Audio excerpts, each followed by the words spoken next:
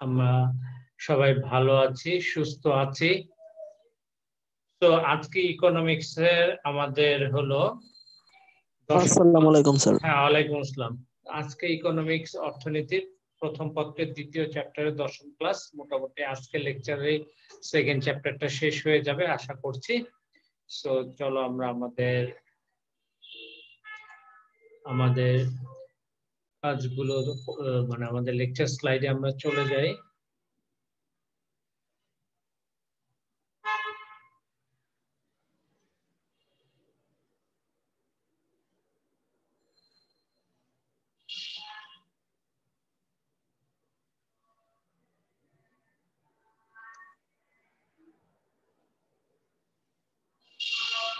একজন একটু রেসপন্স করো, শব্দ ঠিকমতো শোনা যাচ্ছে কিনা এবং স্লাইড দেখা যাচ্ছে কিনা।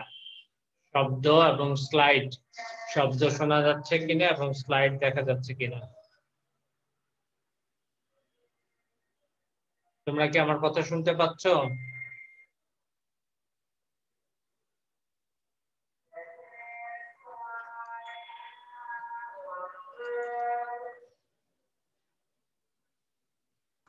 স্যার কথা বোঝা যাচ্ছে না স্যার, আটকে আটকে আসতেছে। আজকে আসতে তাই নেটওয়ার্কের প্রবলেম। তারপর আমি স্যার কথায় সমস্যা, স্যার আওয়াজের সমস্যা, স্লাইড দেখা যাচ্ছে না। আওয়াজের সমস্যা কি? আওয়াজ কম শোনা যায় না শোনা যাচ্ছে না?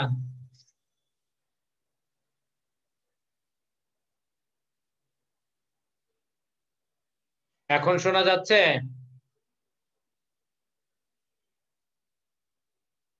রেসপন্স করো, তারপর আমি শুরু করবো ইনশাল্লাহ।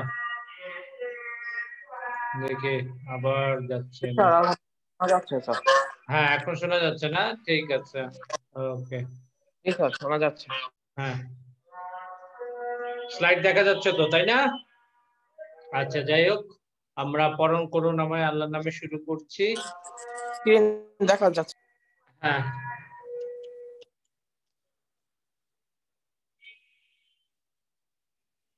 আজকে অর্থনৈতিক ক্লাসের 10ম লেকচার। আমরা যে বইগুলো ইউজ করব সেটা হচ্ছে রণজিৎ কুমার নাথ স্যারের বইটা আমরা দেখব, হাসান বুক হাউসের, এবং আক্তার স্যারের বই দেখব, আমাদের সিটি কলেজের প্রাক্তন প্রফেসর।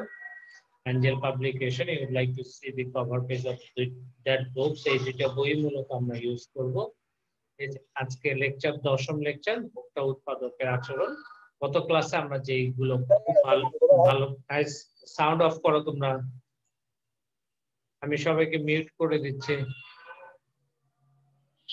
গত ক্লাসে আমরা যোগান রেখার কিভাবে যোগান সমীকরণ গঠন করতে হয়, যোগান রেখার ঢাল নিয়ে আলোচনা করেছি।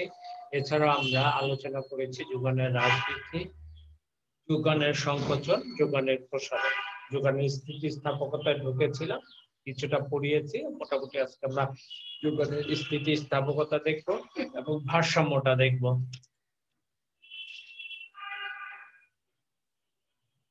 তো আজকে আমাদের মূল টপিকস হচ্ছে যোগানের স্থিতিস্থাপকতা। আরেকটা কথা, তোমরা প্রায় অনেকেই অ্যাটেন্ডেন্স দিয়ে বের হয়ে চলে যাও। হ্যাঁ, আমি জানি না কেন এই কাজগুলো করবে না। শেষ পর্যন্ত যারাই থাকবে তারাই কিন্তু অ্যাটেন্ডেন্সটা পাবে। আমি বারবার বলছি, তোমরা প্রথম থেকে শেষ পর্যন্ত আমি দেখে যাচ্ছি কয়জন আছে, তারাই মূলত অ্যাটেন্ডেন্স পাবে। আর বাকি যারা অ্যাটেন্ডেন্স দিয়ে চলে যাও বা লাস্ট 5 মিনিটে ঢুকো, তাদেরকে কিন্তু আমি অ্যাটেন্ডেন্সটা দিব না। স্ট্রিক্টলি আমাদেরকে কিন্তু কর্তৃপক্ষ থেকে বলা আছে। তো এই কাজগুলো তোমাদের থেকে আমি আশা করব না, আশা করছি। আর সবাই পূর্ণ নাম, সেকশন এবং রোল নাম্বারটা দিবে। সবাই পূর্ণ নাম, সেকশন এবং রোল নাম্বারটা দিবে। তো আমরা চলে যাই আমাদের লেকচারে। আজকের আলোচ্য বিষয় হচ্ছে যোগানের স্থিতিস্থাপকতা এবং ভারসাম্য। তো এই আজকের লেকচার শেষে আমরা যা যা শিখবো একটু খেয়াল করে নিই। যোগানের স্থিতিস্থাপকতা সম্পর্কে বিশদভাবে আমরা ব্যাখ্যা করতে পারবো। ভারসাম্য কি, মূলত ভারসাম্যটা কখন দেখা যায় তা সেটা একটা স্টুডেন্ট বা একটা ছাত্রছাত্রী ব্যাখ্যা করতে পারবে। চাহিদা এবং যোগানের মাধ্যমে কিভাবে ভারসাম্য, বাজার ভারসাম্য, দাম ও পরিমাণ নির্ধারিত হয় তা ব্যাখ্যা করতে পারবে। আর 4 নম্বর হচ্ছে চাহিদা এবং যোগানের পরিবর্তনের ফলে ভারসাম্য, দাম ও পরিমাণের উপর কি প্রভাব পরে তা ব্যাখ্যা করতে পারবে। চাহিদা এবং যোগানের পরিবর্তনের ফলে মানে চাহিদা এবং যোগান যে কোনো একটা পরিবর্তন হবে, ভারসাম্য দাম এবং পরিমাণের উপরে কি প্রভাব পড়ে তা ব্যাখ্যা করতে পারবে। তো আমরা যোগানের স্থিতিস্থাপকতায় যেটা দেখেছি, যে অন্যান্য অবস্থা অপরিবর্তিত থাকলে কোনো দ্রব্যের দামের আপেক্ষিক বা শতকরা পরিবর্তনের ফলে যোগানের আপেক্ষিক বা শতকরা পরিবর্তন যে হয় তার অনুপাতকে কি বলা হয়? যোগানের স্থিতিস্থাপকতা। এটা নিয়ে গতদিনও কাজ করা হয়েছে, গতদিনও বলা হয়েছে। অর্পণ পোদ্দার কি হয়েছে? হাত তুলেছো কেন?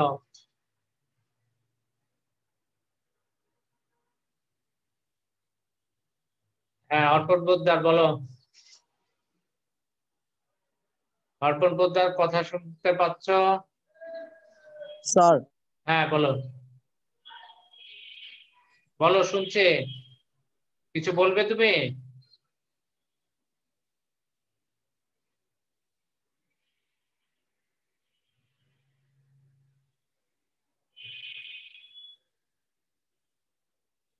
হ্যাঁ আঞ্জুম বলো, কি বলতে চাচ্ছ?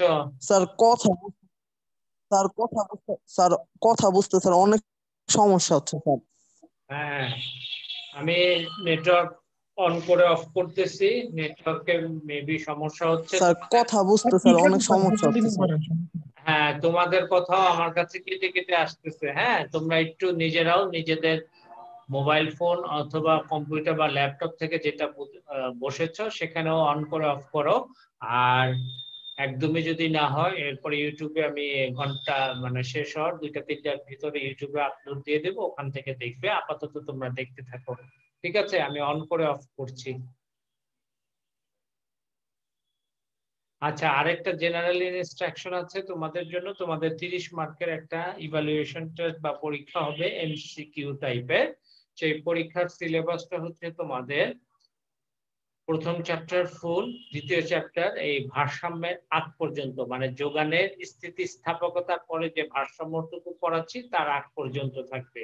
সো তোমরা কেয়ারফুলি ফার্স্ট চ্যাপ্টার এবং সেকেন্ড চ্যাপ্টারের ভারসাম্য আগ পর্যন্ত, ঠিক আছে, এই ভালো করে এমসিকিউ পরীক্ষা হবে 30 মার্কের, 30টা এমসিকিউ থাকবে। সম্ভবত জানুয়ারি মাসের ফার্স্ট উইকে তোমাদের পরীক্ষাটা হবে বা শিডিউল টাইম দিয়ে দিবে, মানে টেন্টেটিভ ডেট ধরো জানুয়ারি ফার্স্ট বা সেকেন্ড সপ্তাহে পরীক্ষাটা হবে। তোমরা সবাই পরীক্ষার জন্য প্রিপারেশন নাও। এখন যাই হোক, আমরা চলে আসি আমাদের লেকচারে। যোগানের স্থিতিস্থাপকতা হচ্ছে দামের পরিবর্তনের ফলে যোগানের কি পরিবর্তন হয়। দামের আপেক্ষিক বা শতাংশিক পরিবর্তনের ফলে যোগানের আপেক্ষিক বা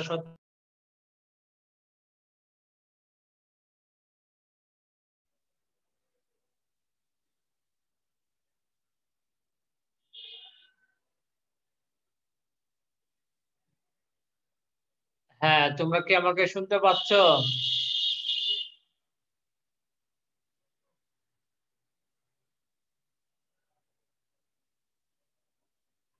আচ্ছা, শোনা যাচ্ছে কথা? জি স্যার। আচ্ছা, এখন আর সমস্যা নেই। হ্যাঁ স্যার। আচ্ছা ঠিক আছে, আমি চলে যাচ্ছি লেকচারে।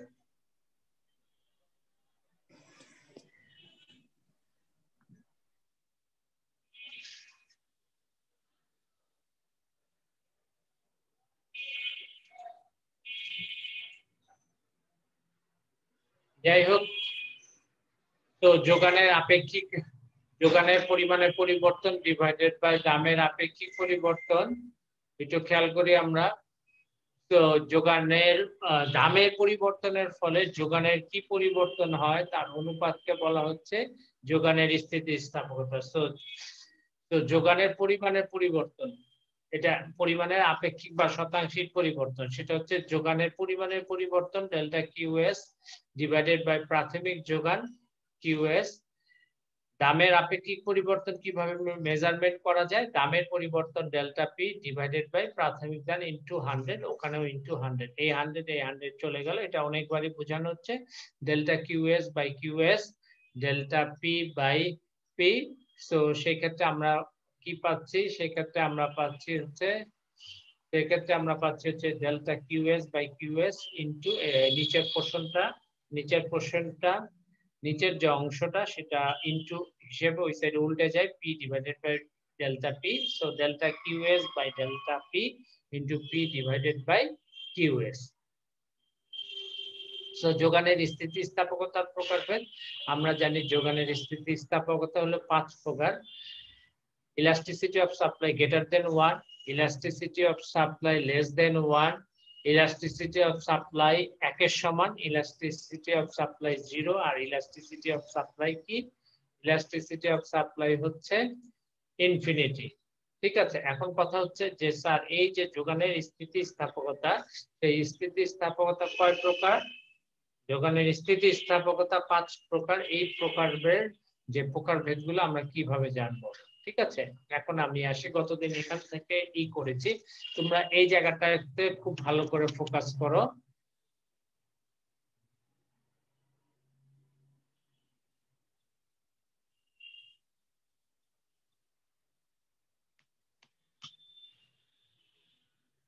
আচ্ছা, একটু দেখো, দাম যে হারে বাড়বে অথবা দাম যে হারে কমবে, আমার কাস্টারের দিকে তাকাও, চিত্রের, দাম যে হারে বাড়বে, দাম যে হারে কমবে, যোগানের পরিমাণ একই হারে বাড়বে, যোগানের পরিমাণ একই হারে কমবে।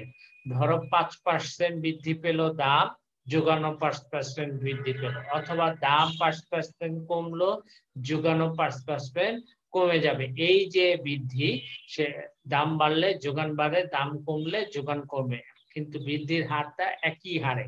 ঠিক আছে, সেটাকে বলা হয় একক স্থিতিস্থাপকতা। So elasticity of supply is greater than is equals 1। So elasticity of supply কি হবে? ইকুয়ালস 1 হবে। দেখো, কোন দ্রব্যের দামের শতকরা বা আপেক্ষিক পরিবর্তন এবং যোগানের শতকরা বা আপেক্ষিক পরিবর্তন যদি সমান হয়, তাকে কি বলা হয়? যদি সমান হয় তাকে বলা হয় যোগানের স্থিতিস্থাপকতা এককের সমান হবে। একটু খেয়াল করো, আমি একটা উদাহরণ দিয়ে তোমাদেরকে দেখানোর চেষ্টা করেছি। দেখো, কোন একটা দ্রব্যের দাম 10 টাকা, যোগানের পরিমাণ ছিল 100 একক, দ্রব্যের দাম বেড়ে 20 টাকা হলো, যোগানের পরিমাণ হলো 200 একক। তো দাম দ্বিগুণ হয়েছে, যোগানের পরিমাণও দ্বিগুণ হয়েছে। সো সেই ক্ষেত্রে ইলাস্টিসিটি অফ সাপ্লাই আমরা মেজারমেন্ট কিভাবে করব? ইলাস্টিসিটি অফ সাপ্লাই এর যে মেজারমেন্ট, সেটা আমরা কিভাবে করব? দেখো, নিচের পোর্শন উপর অংশ দিয়েও করতে পারো, নিচের অংশ দিয়েও করতে পারো, এটা নিয়ে কোনো সমস্যা নাই। E of S percentage delta Q S percentage divide by delta P percentage. তার মানেটা কি? এটা মানে হচ্ছে দামের পরিবর্তনের ফলে যোগানের কি পরিবর্তন হচ্ছে। এখন দেখো, দাম কি হচ্ছে? 10 থেকে 20 হচ্ছে, ডাবল হয়ে গেছে, 100 গুণ বেড়েছে। ঠিক আছে, আর চাহিদার যে পরিমাণ 100 থেকে 200 হচ্ছে, সেটাও 100 গুণ বেড়েছে। এখন বলতে পারো যে স্যার এই যে 100 গুণ হলে এটা কিভাবে বুঝবো? সেটা হচ্ছে দাম কত বেড়েছে, আমি বলে দিই, একটু ভালো করে খেয়াল করো। দাম কত বেড়েছে? 20 মাইনাস 10, কত হলো? 10, ডিভাইডেড বাই আগের দাম, দাম কত? 10 ইনটু 100।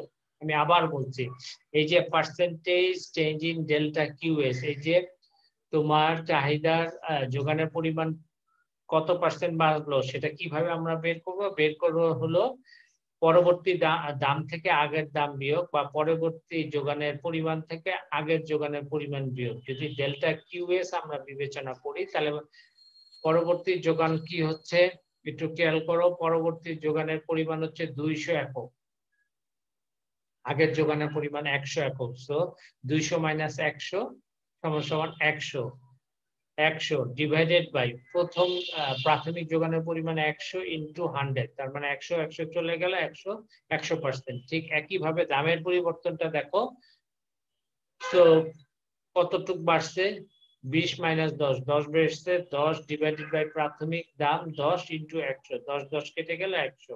তার মানেটা কি? 100% বাই 100% ডিভাইডেড বাই কি হয়ে যাচ্ছে? ডিভাইডেড বাই 1 হয়ে যাচ্ছে। ঠিক আছে, সো এটা হলো শতকরা পদ্ধতি। আর এই পদ্ধতিও তুমি বের করতে পারো delta S by delta P into P by S. Delta S মানে যোগানের পরিমাণ, এখানে মাইনাসটা আসবে না, মাইনাসটা অমিট করে নিও, বলে দেওয়া হয়েছে। ঠিক আছে, সো 200 মাইনাস 100, 100 প্রাথমিক যোগানের পরিমাণ কত সেটা দাও, এই যে 100। আর ডেল্টা পি হচ্ছে দামের কতটুকু পরিবর্তন হচ্ছে, 20 মাইনাস 10 10, এই যে এখানে 10 ইনটু প্রাথমিক দাম কতটুকু 10 10। তো এই 100 চলে গেল, 10 10 চলে গেল, 1 হলো। ঠিক এরকম চিত্রটা হবে। দাম যেটুকু বেড়েছে অথবা দাম যেটুকু করেছে, চাহিদাও একই হারে বাড়ছে অথবা একই হারে কমেছে। এটাকে বলা হয় একক স্থিতিস্থাপক যোগান রেখা। ঠিক একইভাবে একটু দেখো, একক অপেক্ষা বেশি যোগান রেখা। তার মানে কি, দাম যে হারে বাড়ছে বা চাহিদা দাম যে হারে বাড়ছে অথবা কমছে, যোগান তার থেকে বেশি হারে বাড়বে অথবা বেশি হারে কমবে। এই যে রেসপন্স, এই যে দামের পরিবর্তনের ফলে চাহিদার যে পরিবর্তন, চাহিদা না, যোগানের যে পরিবর্তন হবে, সেই গ্যাপটা কি হবে, বেশি হবে। দামের গ্যাপটা কম হবে, যোগানের পরিমাণের গ্যাপটা কি হবে, বেশি হবে। ব্যাপারটা বুঝেছি? সো এটাকে বলা হয় একক অপেক্ষা বেশি স্থিতিস্থাপকতা। কেননা তুমি দেখো, delta QS percentage divide by delta P percentage. এখন এই যে পার্সেন্টেজের ফ্যাক্টরটা, যে ফ্যাক্টরটাই বলেছে, এখন আমার গ্রেটার দেন 1 হইতে এইটা হলো লব আর এটা হলো হর। এখন লব 1% বাড়লো, হর যদি 2% না হয় তাহলে গ্রেটার দেন 1 হবে না, বা মোর দেন 1% না হলে গ্রেটার দেন 1 হবে না। সো সেই ক্ষেত্রে এই যে দূরত্ব, দামের যে বাড়া অথবা দামের যে কমা, এই যে দূরত্ব যতটুকু বাড়লো বা যতটুকু কমলো, যোগানের পরিমাণ তার থেকে বেশি বাড়লো, এই গ্যাপটা বেশি দিয়ে এরকম ফ্ল্যাটার একটা কার্ভ হবে, হেলানো একটা কার্ভ হবে, স্ট্রেট লাইন হবে, যেটাকে বলা হয় কি, একক অপেক্ষা বেশি স্থিতিস্থাপকতা বা ইলাস্টিক সাপ্লাই। ঠিক আছে? ঠিক দেখো, আমি দিয়েছি কোন একটা দ্রব্যের দাম ছিল হচ্ছে 15 টাকা, দাম বাড়লো হলো 20 টাকা। সো দামের যে বৃদ্ধি সেটা হলো 33.3%। কিভাবে হলো আমি আগেই বলেছি, 20 থেকে 15 বিয়োগ দিব, কত থাকলে 5, 5 ডিভাইডেড বাই প্রাথমিক দাম 15 ইন্টু 100%, 5 ডিভাইডেড বাই 15 ইন্টু 100%, তার মানে হলো 33.33%। আর তোমাদেরকে একটা লক্ষণীয় বিষয় যে ইকোনমিক্সটা তোমরা সবার প্রথম মানে ইন্টারমিডিয়েটেই নিয়েছো, কিন্তু তোমরা সেই অনুযায়ী ইকোনমিক্স এর উপরে কোনো এফোর্ট দিচ্ছ না। তোমরা পরবর্তী ধাপে বিবিএ করতে যাবে, সেখানে macro economics, micro economics, international business, এই তিনটা তোমাদেরকে পড়তেই হবে। তো সেই ক্ষেত্রে এখানে যদি তোমাদের হাতে খড়িটা বাংলায় ভালো হয়, ওখানে যে ধরতে তোমার কি হবে, সুবিধা হবে। ঠিক আছে? তো তোমার স্কোপ মানে স্কিপ করে যাওয়ার কোনো সুযোগ নাই টারশিয়ারি বা তোমার ইউনিভার্সিটি লেভেলে ইকোনমিক্স। এখন হয়তো বা যেতে পারো, কিন্তু পরবর্তীতে যে সুযোগ নাই। সো তোমাদের যেটা করতে হবে, এখানে বুঝতে হবে ভালো করে। আর কোনো জায়গায় যখনই বুঝবে না, সাথে সাথে আমাকে নক দেবে যে স্যার এই জায়গায় বুঝতেছি না, একটু বুঝিয়ে দেন। ঠিক আছে? ঠিক একইভাবে যোগানের পরিমাণ 250 থেকে 100 বাদ দিলে 150 হয়। 150 ডিভাইডেড বাই প্রাথমিক যোগান 100 ইন্টু 100, 150%। 150% কে 33.3% দিয়ে ভাগ করে 4.5। এটা হচ্ছে একক অপেক্ষা বেশি স্থিতিস্থাপকতা। এরপরে তুমি বিষয়টা দেখো যে, এরপরে দেখো যে একক অপেক্ষা কম স্থিতিস্থাপকতা। দেখো এই যে চিত্রগুলো দেখো, তাহলে তোমার কাছে একদম ক্লিয়ার হয়ে যাবে। দাম যে হারে বাড়ছে, গ্যাপটা যত বেশি হয়েছে, যোগানের গ্যাপটা ততই কম হয়েছে। কারণ আমি লেস দেন ওয়ান হতে গেলে কি, এক অপেক্ষা কম হতে হবে। সো এক অপেক্ষা কম হতে হবে, কম হলে আমার ব্যাপারটা কি, এটা লব, কিউএস টা পার্সেন্টেজ, ডেল্টা কিউএস টা হচ্ছে লব ডিভাইডেড বাই ডেল্টা পি টা হচ্ছে তোমার কি, হর। সো হর বড় হবে, লব ছোট হবে, নাহলে লেস দেন ওয়ান আসবে না। কেন লেস দেন ওয়ান মানে কি, হাফ। হাফ হইতে গেলে কি হয়, হরটা 2, লবটা 1। তার মানে কি, তার মানে হচ্ছে এই যে দামের বৃদ্ধি বেশি হবে বা কমবে বেশি, কিন্তু যোগানের পরিমাণটা কি হবে, তার থেকে অনেক বেশি কমবে বা বাড়বে। মানে সোজা কথা, দাম যে হারে বাড়বে, যোগান তার থেকে কম হারে বাড়বে, অথবা দাম যে হারে কমবে, যোগান তার থেকে কম হারে কমবে। সো এরকম খাড়া একটা ডান দিকে ঊর্ধ্বগামী সরলরেখা পাওয়া যায়। সো এই যে দেখো, যে কোন দ্রব্যের দামের শতকরা বা আপেক্ষিক পরিবর্তনের চেয়ে যোগানের শতকরা বা আপেক্ষিক পরিবর্তন কম হলে তখন তাকে কি বলা হচ্ছে, তখন তাকে যোগানের স্থিতিস্থাপকতা যোগানের একক অপেক্ষা স্থিতিস্থাপকতা কম হবে, বা সেটাকে অস্থিতিস্থাপক যোগান বলে। কেন অস্থিতিস্থাপক?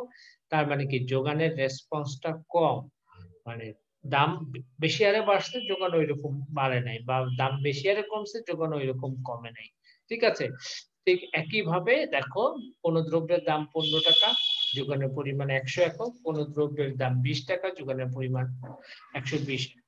তাই না? এখন খেয়াল করো, তো ইলাস্টিসিটি অফ সাপ্লাইটা কিভাবে হবে? Percentage delta QS divided by delta P percentage. এখন কত পার্সেন্ট দাম কমলো বা বাড়লো? এখানে দাম বাড়লো হলো 33%। কিভাবে হবে?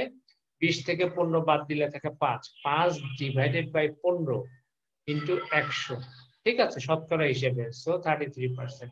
আর 120 থেকে 100 বাদ দিলে হলো 20 ডিভাইডেড বাই প্রাথমিক যোগান 100 ইন্টু 100, 20%। সো এটা করলে 0.6। এরপরে পরের কিসে চলে যায়? শূন্য স্থিতিস্থাপকতা। শূন্য স্থিতিস্থাপকতা একটু দেখো, কোন দ্রব্যের দামের শতকরা বা আপেক্ষিক পরিবর্তনের ফলে যোগানের কোনরূপ পরিবর্তন না হলে যোগানের স্থিতিস্থাপকতা শূন্য। তার মানেটা কি? একটু ভালো করে দেখো, এই যে এই দাম বাড়লো অথবা দাম কমে গেল, দাম বাড়লো অথবা দাম কমলো, কিন্তু যোগানের পরিমাণটা কি হলো? সেমই রইলো, মানে কোনো ইফেক্ট পড়লো না। তার মানে কোনো রেসপন্স নাই। রেসপন্স মানে কি? তোমার কোনো রেসপন্স, একজন তোমাকে ঘুষি মারলো, তুমি চুপচাপ উঠে গেছো। ঠিক আছে, তুমি ভালো ছিল, তুমি ঘুষি দিলে না, এটাকে রেসপন্স নাই বলা হয়। সো কার রেসপন্সে কে বাড়ে? দাম হয় বাড়বে, দাম হয় কমবে, মানে দামের রেসপন্সে যোগানের রেসপন্স হবে। দাম 15 থেকে 20 হলো, যোগান ওই একই আছে। সো কোন দ্রব্যের দামের শতকরা বা আপেক্ষিক পরিবর্তনের ফলে যোগানের কোনরূপ পরিবর্তন না হলে তখন তাকে যোগানের স্থিতিস্থাপকতা কি বলা হবে? শূন্য হবে। তো সেক্ষেত্রে এটাকে ইনইলাস্টিক বলা হয়, পারফেক্টলি ইনইলাস্টিক সাপ্লাই বলা হয়। দেখো, কোন দ্রব্যের দাম 15 টাকা, যোগানের পরিমাণ 100 একক, কোন দ্রব্যের দাম 20 টাকা, যোগানের পরিমাণ 100 একক। তাহলে elasticity of supply is equal delta QS percentage divide by delta P percentage. So দাম কত পার্সেন্ট বাড়লো? 20 মাইনাস 15 কত হয়? 5/15 ইন্টু 100%। 5/15 ওই একই জিনিস, 5 একে 5, 3 5 15, 100/3, 33.5%, সরি 33% না, 33.33%। আর কিউএস কোনো চেঞ্জ নাই। চেঞ্জ না থাকলে কি হবে? সেটা অবশ্যই জিরো। 100 মাইনাস 100 শূন্য, divided by 100 into 100, 0%, ultimately zero হয়ে যাচ্ছে। ঠিক আছে, এখন আসছে অসীম স্থিতিস্থাপকতা। এখানে দাম সামান্য বাড়বে বা দাম কোনো বাড়বেই না, কিন্তু যোগান মানে যোগানের পরিমাণ অসীম হবে।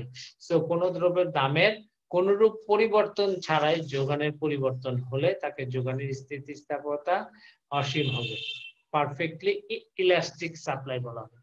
দেখো বিষয়টা, কোন দ্রব্য দাম 15 টাকা হয়েছে, যোগানের পরিমাণ 100 একক, কোন দ্রব্যের দাম 15 টাকা হয়েছে, যোগানের পরিমাণ 120 একক, মানে যোগান বেড়ে যাচ্ছে।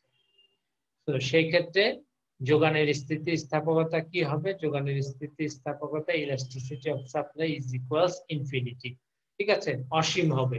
একটু দেখো, E of S delta QS percentage divide by delta P percentage, দাম একই রইল, সো জিরো।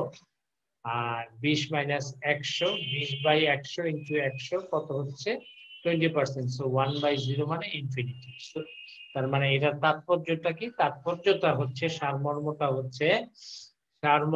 হচ্ছে যে দাম বাড়ুক অথবা দাম কমুক, যোগানের পরিমাণ যোগান অসীম হারে বাড়বে বা অসীম হারে কমবে। সো দামের পরিবর্তনের ফলে যোগানের কোনো পরিবর্তন হবে না।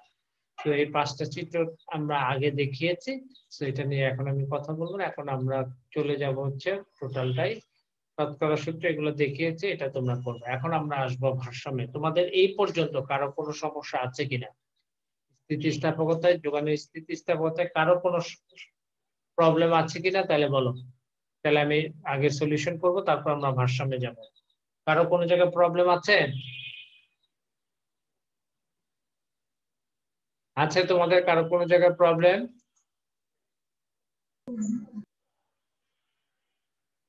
তোমরা কথা শুনতে পাচ্ছ আমার?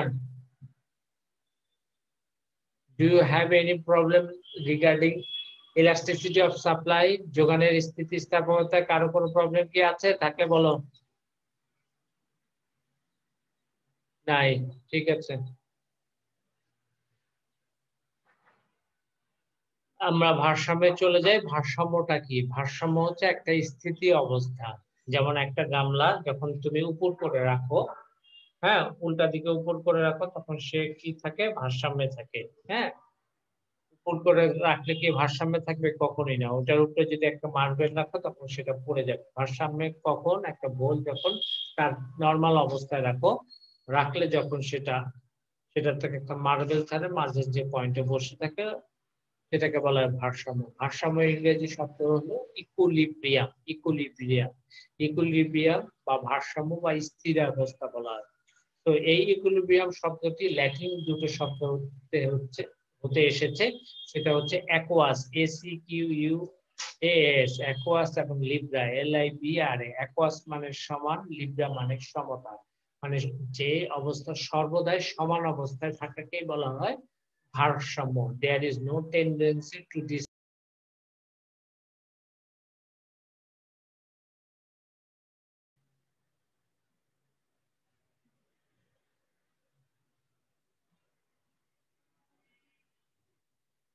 হ্যাঁ, সো যেখানে ছিলাম একটু খেয়াল করো তোমরা, সেটা হচ্ছে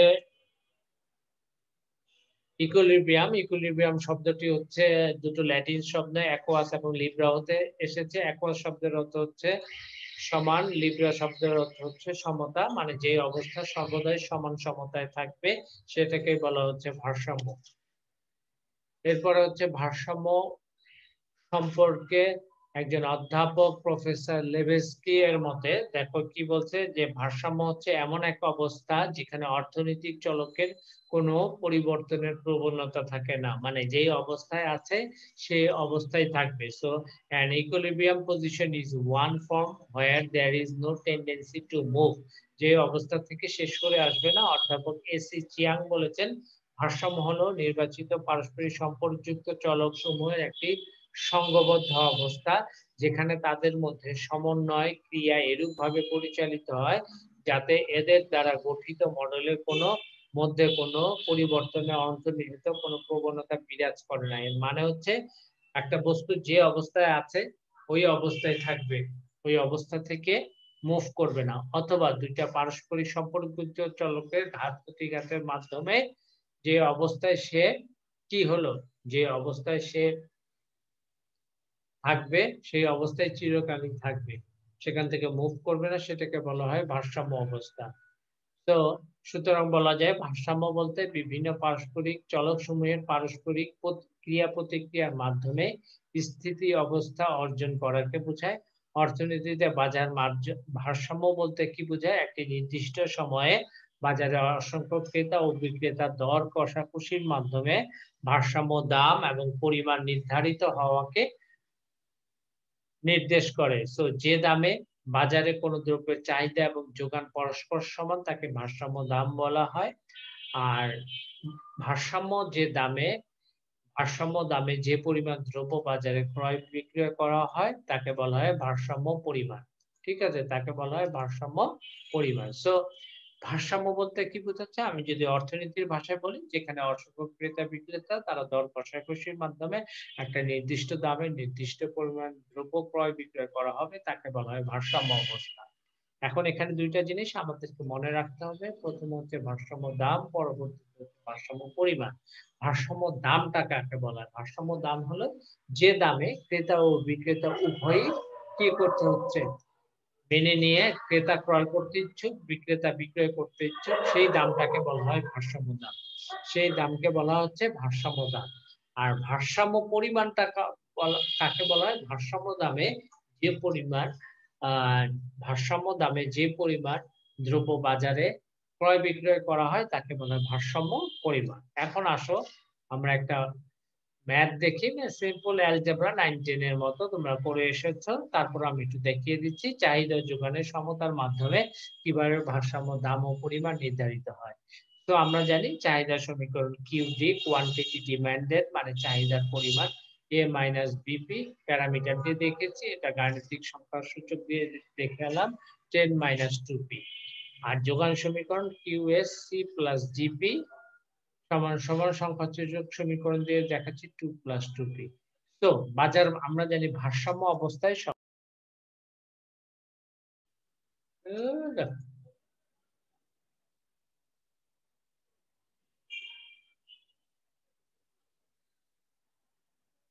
তো ভারসাম্য অবস্থায় যেটা হচ্ছে সেটা হচ্ছে অলওয়েজ বাজারের চাহিদা এবং যোগানটা সবসময় কি হচ্ছে, সমান হচ্ছে ভারসাম্য অবস্থায়। সেই ক্ষেত্রে দেখো 10 minus 2p is equals 2 plus 2p। খেয়াল করো 10 minus 2p is equals 2 plus 2p। Quantity চাহিদার পরিমাণ এখানে বসালাম, যোগানের পরিমাণ এখানে বসালাম, সো মাইনাস 2p আর এই প্লাস 2p টা সমান সমানের ডান সাইডে আছে, বামে আসলে মাইনাস 2p। 2 এর জায়গায় ইজ ইকুয়ালস 2 এর জায়গায় 2 বসালাম, এখানে প্লাস 10 সমান সমানের ডান সাইডে গেলে মাইনাস 10। সো মাইনাস 2p যোগ করলে মাইনাস 4p আর 2 থেকে 10 বিয়োগ দিলে মাইনাস 8। তো p সমান সমান মাইনাস 8 ডিভাইড বাই মাইনাস 4 কত হয় 2। এই যে 2 টা এটাই হলো ভারসাম্য দাম। এখন এই দামটা যে কোনো একটা সমীকরণে বসিয়ে দিব, তাহলে আমরা ভারসাম্য পরিমাণটা পেয়ে যাব।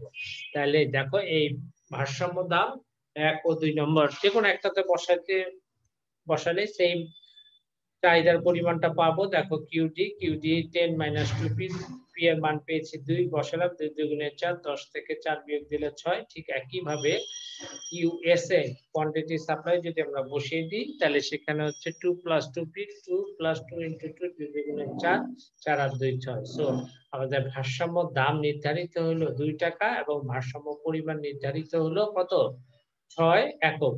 সো ভারসাম্য দাম নির্ধারিত হলো 2 টাকা এবং ভারসাম্য পরিমাণ নির্ধারিত হলো 6 একক। ঠিক আছে, এখানে কারো কোনো সমস্যা আছে? Do you have any problem? এই গাণিতিক অংশে কারো কোনো প্রবলেম আছে বলতে পারো। তোমরা কি আমার কথা শুনতে পাচ্ছ?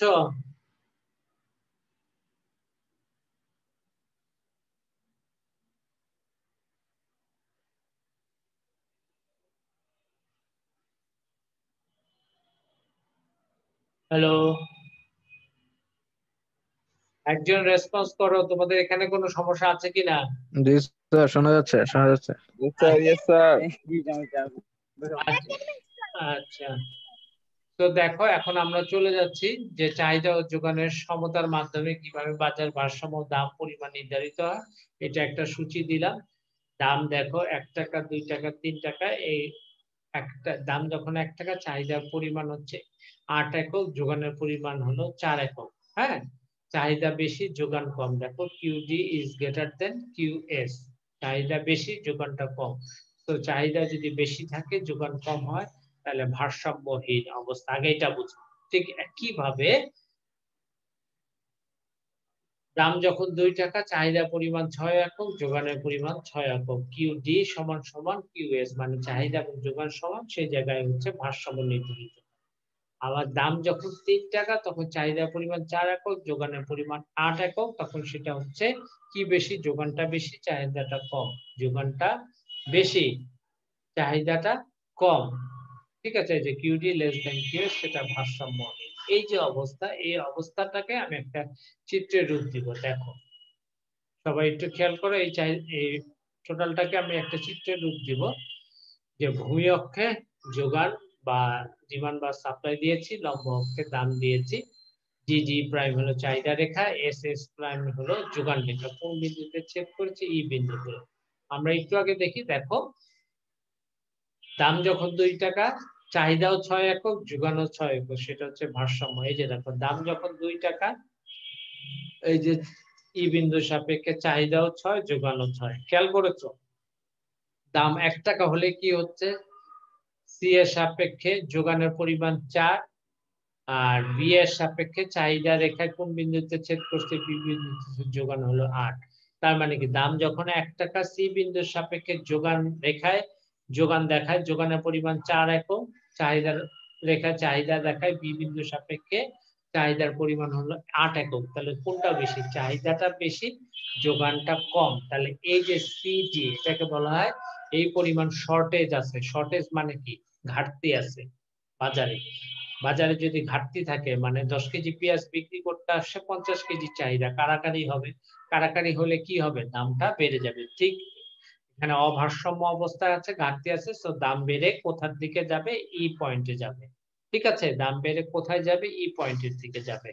ভারসাম্যের দিকে যাবে। আবার দেখো আরেকটা অবস্থা দেখো, দাম যখন ৩ টাকা, এ বিন্দুর সাপেক্ষে চাহিদা রেখায় চাহিদার পরিমাণ হলো 4 একক। খেয়াল করেছো? ঠিক দাম যখন ৩ টাকা, যোগান রেখার সাপেক্ষে যোগান হচ্ছে ৮ একক। তার মানে কি? তার মানে হচ্ছে চাহিদার পরিমাণ হলো ৪ একক, যোগান আছে ৮ একক। সো এই যে এডি বা ৪ একক অতিরিক্ত আছে, এক্সেস আছে।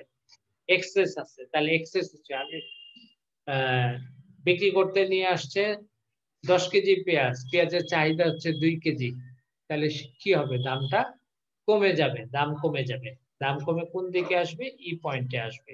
সো এই যে ডি প্রাইম এবং এস প্রাইম ই বিন্দুতে ভারসাম্যে ই বিন্দুতে কাট করেছে কোন বিন্দুতে? ই বিন্দুতে ভারসাম্য দাম নির্ধারিত হচ্ছে 2 টাকা, ভারসাম্য পরিমাণ নির্ধারিত হয়েছে 6 টাকা। এটাকেই বলা হয় ভারসাম্য। তো ভারসাম্য দাম হচ্ছে 2, ভারসাম্য পরিমাণ হচ্ছে 6। ঠিক আছে? এখানে কারো কোনো সমস্যা থাকলে বইলো, লুকিয়ে যেও না। ঠিক আছে? এখন আমরা যেটা দেখব যে চাহিদা এবং যোগানের সমতার মাধ্যমে চাহিদার পরিবর্তন এবং যোগানের পরিবর্তনের মাধ্যমে কিভাবে ভারসাম্য দাম এবং পরিমাণের পরিবর্তন হয়। একটু খেয়াল করো, তাইলে বুঝে যাবে। জাস্ট ফোকাস করো। এই যে ডি নট হচ্ছে প্রাথমিক চাহিদা, এস প্রাইম হচ্ছে প্রাথমিক যোগান। একটু দেখো, খেয়াল করো, একটু তোমরা দেখো। তাহলে সেই ক্ষেত্রে কোন বিন্দুতে ছেদ করেছে? ই নট বিন্দুতে। ভারসাম্য দাম হচ্ছে 2 টাকা, ভারসাম্য পরিমাণ হচ্ছে এখানে 10 টাকা। এখন এখন দেখো যে তোমার যখনই তুমি করবে, যখনই তুমি চাহিদা বাড়বে তখন চাহিদা রেখে কোন দিকে শিফট করবে? ডানে শিফট করবে। যোগান স্থির রেখে চাহিদা বাড়লে চাহিদা রেখা ডানে শিফট করে। ডানে শিফট করে কি হয়? ডি ওয়ান হয়। তাহলে সেক্ষেত্রে দামও বাড়ে, 2 থেকে 3 হয়, যোগানও 10 থেকে 15 একক হয়। তো যোগান স্থির রেখে চাহিদার পরিবর্তনে চাহিদা বৃদ্ধি পেলে নতুন ভারসাম্য দাম ও পরিমাণ উভয়ই বৃদ্ধি পায়। এক্ষেত্রে চাহিদা রেখা উপরে ডান দিকে স্থানান্তরিত হয়। চিত্র দিয়ে বুঝো, তাহলে তুমি তোমার মতো করে লিখতে পারবে। আবার দেখো, যখন চাহিদা কমে যায় চাহিদা রেখা কোন সাইডে শিফট করে? চাহিদা রেখা বাম সাইডে শিফট করে। বাম সাইডে শিফট করে কি হয়? দাম আগে ছিল 2 টাকা, পরে হলো 1 টাকা, দামও কমে গেল। আগে যোগান ছিল 10 একক, এখন যোগান হলো 5 একক। সো যোগান স্থির রেখে চাহিদা হ্রাস পেলে নতুন ভারসাম্য দাম ও পরিমাণ উভয়ই হ্রাস পায়। 1 এবং 5 হয়। চিত্রে এক্ষেত্রে চাহিদা রেখা নিচে বাম দিকে স্থানান্তরিত হবে। সোজা কথা তোমরা মনে রাখবা, চাহিদার পরিবর্তনের ফলে ভারসাম্য দাম ও পরিমাণের উপরে কিভাবে প্রভাব পড়বে? চাহিদা পরিবর্তনের ফলে চাহিদা বাড়লে চাহিদা রেখা ডানে শিফট করবে, ডানে শিফট করার সাথে সাথে ভারসাম্য দাম বাড়বে, ভারসাম্য পরিমাণ বাড়বে। আবার চাহিদা যদি কমে যায় চাহিদা রেখা বামে শিফট করবে, বামে শিফট করলে দামও কমবে, ভারসাম্য পরিমাণও কমবে। সো ই নট থেকে ইউ ওয়ানে যাবে চাহিদা বাড়লে, আর ই নট থেকে ই টু তে আসবে চাহিদা হ্রাস পেলে। ঠিক আছে? এরপর আমরা যেটা দেখব যে যোগানের পরিবর্তনের ফলে ভারসাম্য দাম ও পরিমাণের উপর আমাদের কি প্রভাব পড়ে। এই যে দেখো, খেয়াল করো, চাহিদা রেখা আগের জায়গায় আছে। ডি নট হলো চাহিদা রেখা, এস নট হলো প্রাথমিক যোগান রেখা। প্রাথমিক চাহিদা রেখা কোন বিন্দুতে ছেদ করে? ই নট বিন্দুতে ছেদ করে। দাম হচ্ছে 2 টাকা, যোগানের পরিমাণ হলো 10 একক। এখন কথা বলো, একটু খেয়াল করো, যোগান বাড়লে যোগান রেখা কোন দিকে শিফট করবে? এই যে ডান অ্যারো দেয়া, ডান দিকে শিফট করবে। যোগান বাড়লে যোগান রেখা ডান দিকে শিফট করবে, শিফট করার সাথে সাথে সেটা কোথায় যাবে? S one. তাহলে সেই ক্ষেত্রে ভারসাম্যের উপরে কি প্রভাব পড়লো? ভারসাম্য 2 টাকায় ই নট বিন্দুতে ভারসাম্য পরিমাণ ছিল 10 একক, দাম ছিল 2 একক। যখন ভারসাম্য ই নট থেকে যোগান বাড়লে যোগান রেখা ডানে শিফট করলো, ডানে শিফট করার সাথে সাথে ভারসাম্য ই নট থেকে ই ওয়ানে গেল। তাহলে সেই ক্ষেত্রে আমাদের দামটা কি হলো, কমে গেল, 2 এর থেকে 1 টাকা আসলো। যোগান আগে ছিল ভারসাম্য যোগান 10, পরে হলো 15, তার মানে যোগানও বেড়ে গেল। সো যোগান বাড়লে যোগান রেখা কি করবে, যোগান রেখা ডানে শিফট করবে, ডানে শিফট করলে দাম কমবে, যোগানের পরিমাণ বাড়বে। দেখো চাহিদা স্থির রেখে যোগানের পরিবর্তনের ক্ষেত্রে যোগান বৃদ্ধি পেলে নতুন ভারসাম্য দাম হ্রাস পায় এবং দাম হ্রাস পায় এবং পরিমাণ বৃদ্ধি পায়। এই যে দাম দুই,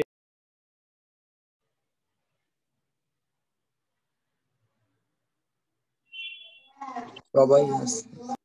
হ্যাঁ একটু খেয়াল করো যেখানে ছিলাম, যে যোগান যদি বাড়ে যোগান রেখা ডানে শিফট করবে, ডানে শিফট করার সাথে সাথে আমাদের কি হবে, দাম ভারসাম্য দাম কমবে, 2 এর থেকে 1 টাকা হবে এবং ভারসাম্য পরিমাণ 10 এর থেকে 15 একক বেড়ে যাবে। সো যোগান বাড়লে যোগান কার্ভ ডানে শিফট করে, ডানে শিফট করার সাথে সাথে দাম ভারসাম্য দাম কমে, যোগানের পরিমাণ বাড়ে। ঠিক একই ভাবে আমরা যখন দেখব যোগান কমে গেল, চাহিদা ঠিক রেখে যোগান কমে গেল, যোগান কমে গেল, যোগান রেখা বামে শিফট করবে, বামে শিফট করার সাথে সাথে আমাদের কি হচ্ছে, বামে শিফট করার সাথে সাথে আমাদের কি হচ্ছে, বামে শিফট করার সাথে সাথে যে জিনিসটা আমরা দেখছি, তোমার দাম বেড়ে যাচ্ছে, দাম বেড়ে যাচ্ছে এবং যোগানের পরিমাণ, ভারসাম্য যোগানের পরিমাণ ছিল 10, এখন হচ্ছে 5, যোগান কমে যাচ্ছে। সো আমরা এখান থেকে কি সিদ্ধান্ত উপনীত হতে পারি, উপনীত হতে পারি যোগান যদি বাড়ে যোগান কার্ভ ডানে শিফট করে, ডানে শিফট করার সাথে সাথে ভারসাম্য দাম কমে, ভারসাম্য পরিমাণ বাড়ে, সেটাই। আর সেকেন্ড অপশন হচ্ছে যখনই চাহিদা এবং যোগান ই নট বিন্দুতে ছেদ করবে, ভারসাম্য 2 টাকা হবে, পরিমাণ হলো 10 একক। কিন্তু যোগান যদি কমে যায়, যোগান রেখাটা বামে শিফট করবে, বামে শিফট করার সাথে সাথে তার চাহিদা রেখাকে কোন বিন্দুতে ছেদ করছে, নতুন ভারসাম্য বিন্দু E2, E2 থেকে দাম কত 3, পরিমাণ কত 5। তার মানে কি ভারসাম্য দাম ছিল 2 টাকা, পরে হলো 3 টাকা, ভারসাম্য দাম বেড়ে গেল, ভারসাম্য পরিমাণ কমে গেল। এটাই হলো যোগানের পরিবর্তনের ফলে ভারসাম্য দাম এবং পরিমাণের উপরে কি প্রভাব। এই পর্যন্ত তোমাদের যেটা, সেটা হচ্ছে তোমরা এই জিনিসগুলো বাসায় একটু ক্লিয়ার হও, ইউটিউবটা দেখো। আমি দেখি যে 2-3 জন ছাড়া ইউটিউব দেখো না। তোমরা অবশ্যই ইউটিউবে যে লেকচারটা আপলোড হয় সেটা আগের দিন যেহেতু আমরা দিয়ে দিই, আগের দিন নামিয়ে পড়বে, পড়ে কোন কোন জায়গায় প্রবলেম আছে হোয়াটস চিহ্ন দিয়ে রাখবে। পরের দিন লেকচার নেওয়ার সময় 40 থেকে 50% বুঝবে, 25% বুঝবে না। 25% যেটা বুঝবে না সেটা সাথে সাথে লাস্ট 5 মিনিটে আমাকে কোশ্চেন জিজ্ঞেস করবে আর ইউটিউবটা দেখবে, দেখে দেন আন্ডারস্ট্যান্ড হবে যে না আমি মোটামুটি বলেছি। আমি এরকম একটা সূচি দিয়েছি, এখানে একটা সূচি দেওয়া আছে, ভারসাম্য কি বলেছি, বিকল্প দ্রব্য চাহিদা রেখা ঊর্ধ্বগামী হয় কেন, উদ্দীপক থেকে ভারসাম্য দাম এবং পরিমাণ নির্ণয় করো, উদ্দীপকের চাহিদা স্থির রেখে প্রতিটি দামের ক্ষেত্রে যোগান 10 একক করে বাড়লে ভারসাম্য অবস্থার কি পরিবর্তন হবে সেটা তোমরা চিত্রের মাধ্যমে দেখাবা। ঠিক আছে, তো আজকে এই পর্যন্তই তোমাদের লেকচার। তোমাদের যদি কোনো কোশ্চেন থাকে আমি মাইক ওপেন করে দিচ্ছি, তো কারো কোশ্চেন থাকলে কোশ্চেন করো, আমি সুন্দর মতো করে বুঝিয়ে দেওয়ার চেষ্টা করছি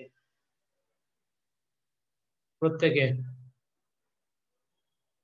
তোমাদের যদি কারো কোনো জায়গায় কোশ্চেন থাকে কোশ্চেনটা করো, বা কোনো স্লাইডে যদি প্রবলেম থাকে, সেটা স্থিতিস্থাপকতা হোক, সেটা ভারসাম্য হোক, তাহলে তোমরা সেখান থেকে আমাকে জিজ্ঞেস করো, তাহলে আমি তোমাদেরকে বুঝিয়ে দিচ্ছি। আর প্রত্যেকে তোমাদের নাম রোল দিয়েছো তো, এবং সেকশন, নাম রোল সেকশন, এটা অ্যাটেন্ডেন্স লাগবে, অ্যাটেন্ডেন্স পরবর্তীতে যাতে সমস্যা না হয়, প্রত্যেকে নাম রোল এবং সেকশনটা দিয়ে দাও।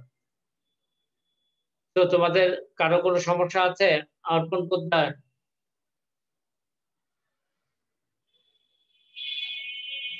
অর্পণ তুমি কি শুনতে হ্যাঁ পাচ্ছ? স্যার। হ্যাঁ বুঝতে স্যার। বুঝতে পেরেছো? হ্যাঁ, হ্যাঁ স্যার, বুঝতে পেরেছি স্যার। আচ্ছা, আর কারো কোনো সমস্যা আছে? সাব্বির হোসেন,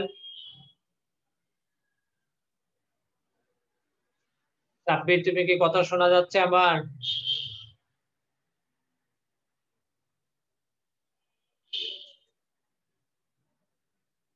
মাহি, মাহি জি স্যার। বোঝা গেছে জি আজকে? স্যার, কথা শোনা যায়। আচ্ছা, বুঝতে পেরেছো? জি আচ্ছা, কোনো সমস্যা নেই তো আজকে লেকচারে? কোনো না জায়গায় স্যার। কারো যদি কোনো জায়গায় প্রবলেম থাকে বলো। আর তোমাদের পরীক্ষায় ভারসাম্যের আগ পর্যন্ত থাকবে, যোগানের স্থিতিস্থাপকতা পর্যন্ত থাকবে 30টা এমসিকিউ। তাহলে ঠিক আছে, আজকে এই পর্যন্তই। তোমরা ভালো থাকো, সবাই সুস্থ থাকো, সবার সুস্বাস্থ্য কামনা করে আজকে এই পর্যন্তই। ওকে।